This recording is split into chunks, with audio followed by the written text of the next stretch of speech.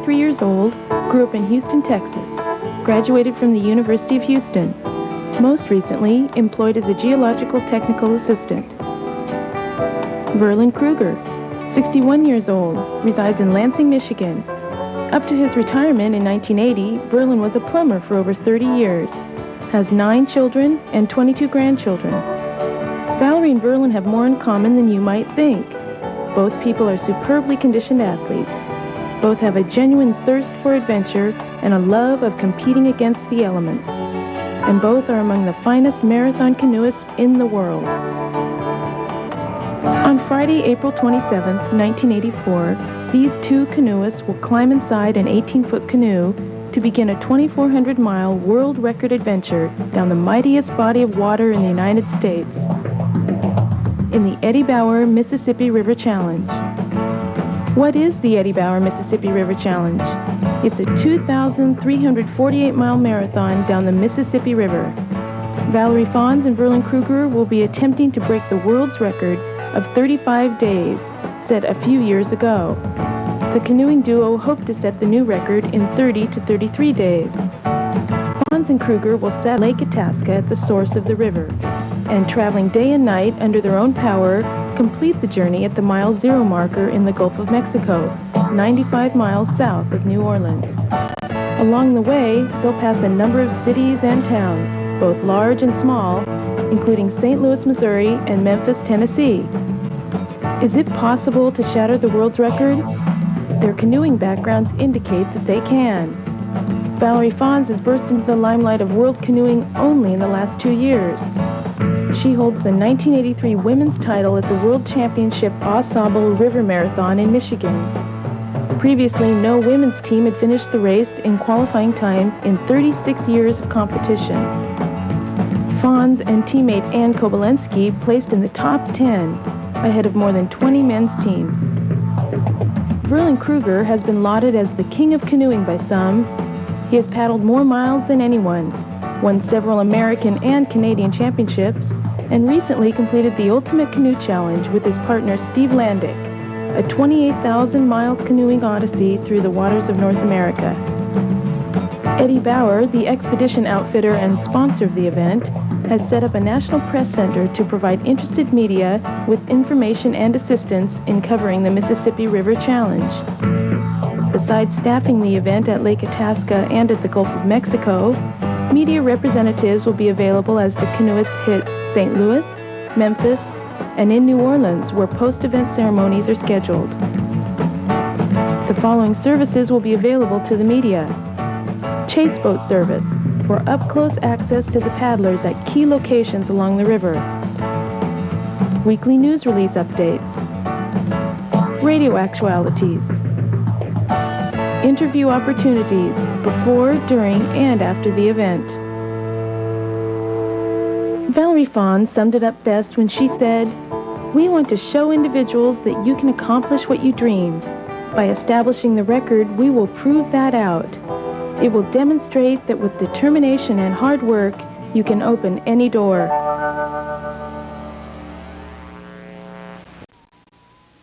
Witness book is there on the... Okay, you ready? Are you ready? Yeah, where's Rob? This is that on the bow, John. Awesome. It's on the back of the trailer, isn't it? For the gravel path. Somebody needs to bring... You must have been doing something good. This got awful heavy on it. Let's get up further. You can always run ahead and focus on the spot. By that philosophy. That's right. Around this. This is still part of the journey. Right here.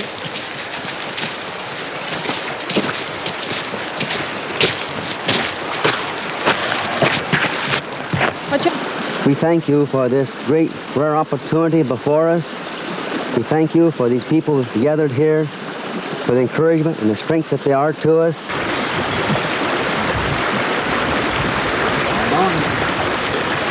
10, 9, 8, 7, 6, 5, 4, 3, 2, 1, go! Come on, Verlen! Come on!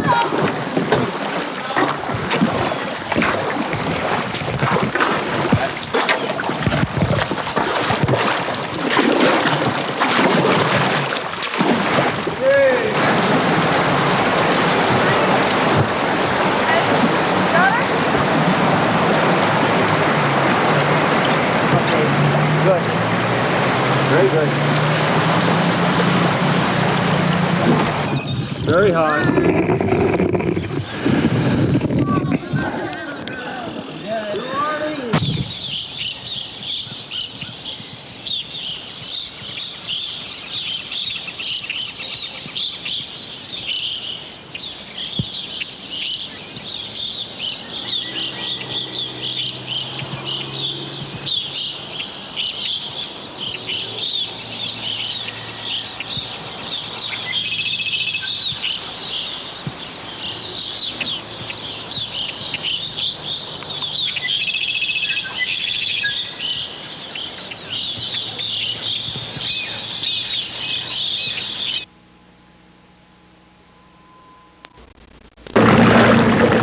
To most people, it would be unheard of to canoe down all 2,348 miles of the Mississippi from beginning to end, and to beat the old speed record by almost 2 weeks. Well, that to most would be called a dream.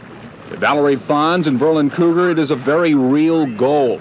They claim they can do it in less than 30 days at that. And in the past few days, Fons says she's gotten to know this old river. It's a beast. It's wild. No surprises yet, though, from the beast. Well, I'm surprised I'm feeling this good after 935 miles. The Washington State woman did a lot of her training on her brother's farm near Winterset, Iowa. The trip was months in the planning. By the way, they paddled 24 hours a day. At night, they sleep in shifts. It's very comfortable. The ultimate waterbed. The winds are giving a bit of a problem to the canoers today, but they're not nearly as bad as the blizzard-like conditions they had in northern Minnesota the first 3 days of the race. They went through snow and sleet and almost every imaginable kind of weather, at temperatures often not much above 20 degrees. I've raced much 3 days, but never 30 days. Long race. Yes. The team plans to reach the Gulf of Mexico by May 26th or sooner. That means they only have another 1,437 miles to go. Happy paddling. Jago Walk Active 8 News on the Mississippi. If they want their food on the other side, we can.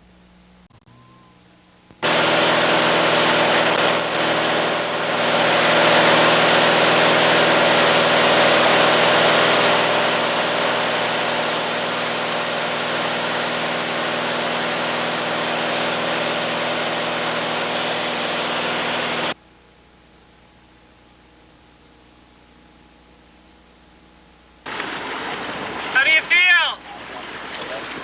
Oh! Want everybody to get there safe and be careful.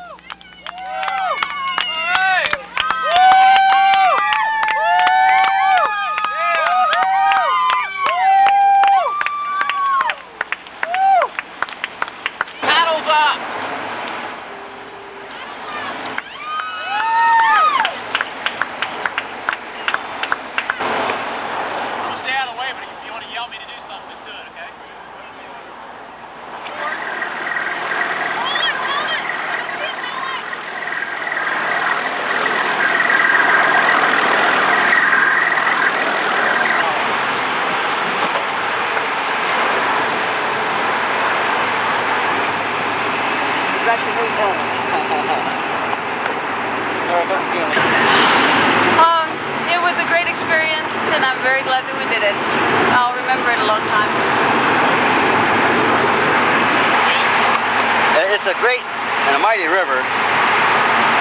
It's a river of history and geography. It's one to be respected, particularly when you start to stress yourself on it.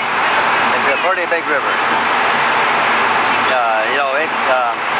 it can seem quite tame because when you get out there at night, you can run into so much unexpected, things coming at you, lights, and if you panic or something like this, you're in trouble.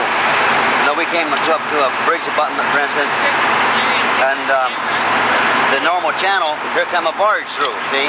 Well, we couldn't take that, so we aimed for another one, and then there were some trees across, and I suppose you could panic, but there was still another slot when we got close enough. It was okay.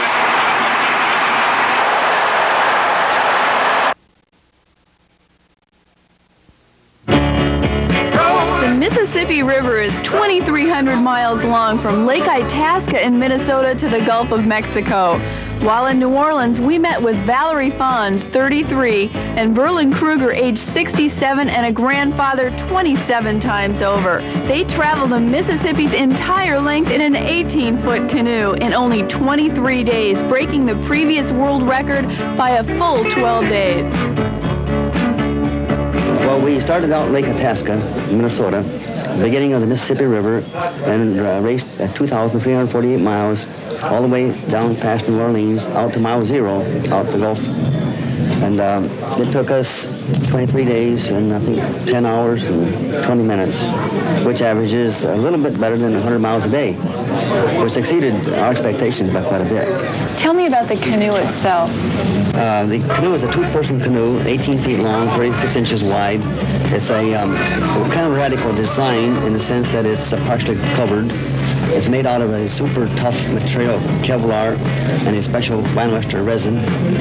And we wanted a super light boat, so we went to Mad River Canoe Company, and they produced a very light, tough boat for us, although it's my design and my mold. What were the weather conditions like? The first few days, we had 15 degrees below zero wind chill, a snow blizzard. We had 3-inch icicles on the headlights of the canoe. We paddled through blizzards, then a lot of high winds. We had 85-mile-an-hour winds as we went down through Iowa. It was getting warmer. We began to feel the warm blast from the wind rather than the cold. And down here in New Orleans, it's been 90s. What were the conditions of the Mississippi like? The river started out very small, about a canoe length wide up at Lake Itasca, and it began to grow day by day, hour by hour. It was changing as it was getting bigger. And I think because of our strategy of starting here in the spring, hoping for a flood, which we got, the river just took off into the trees, and we were paddling sometimes on the treetops because the river had left the banks. And this current we couldn't always take advantage of because of the traffic on the river. Sometimes that traffic, the larger boats, were in that current, so we had to stay out of it. The other people that held the record all had men along on the trip. Did you have any hesitations bringing a woman along? We thought that 30 days was really about the best we could expect out of ourselves, particularly in the light of previous records. And these big strong men, can we do better than them? How could we presume that we could do that much better? But when we found that we were running 12 days ahead of the fastest record, it was quite a surprise. But I think the biggest qualification then was not by might nor by power, but by spirit. And I think the partner I had probably had as much spirit as any man alive. And I still think that after finishing the race, I am very pleased. I don't think I could have done better with anyone else, regardless of their skill or strength. And that's what I think. That's what some of the things we proved. Not only just for ourselves, but something that could be a benefit to everyone, whatever endeavor of life. Just go for it. How are you able to keep paddling nonstop both day and night? Well, we had a support team, land-based on a motorhome, and they had a motorized canoe, freight canoe, and they could come out on the water and feed us at certain times. Other times when it was very convenient where they could get the camper right down to the water's edge, we would go in for a few minutes and load up our food and take off again. If I asked both of you what was the most exhilarating moment along the trip, what would it have been? Well, the first 3 days, physically, we were starting to wear down. And we began to wonder, are we going to go 30 days? Are we going to be able to hack this kind of a pace?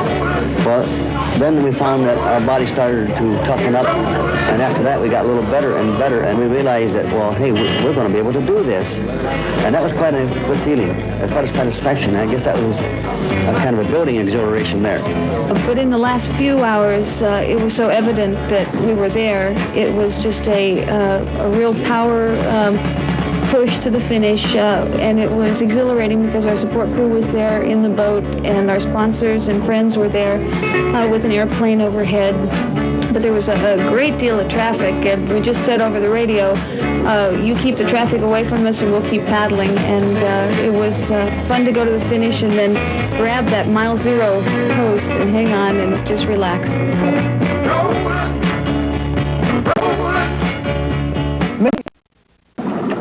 It was in early May. It was windy and a bit cold on the Mississippi that day, and it was the first time we ran into Valerie, Fons, and Verlen Kruger.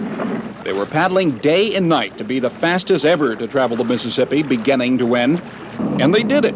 It took them 23 days, almost cutting the old record in half.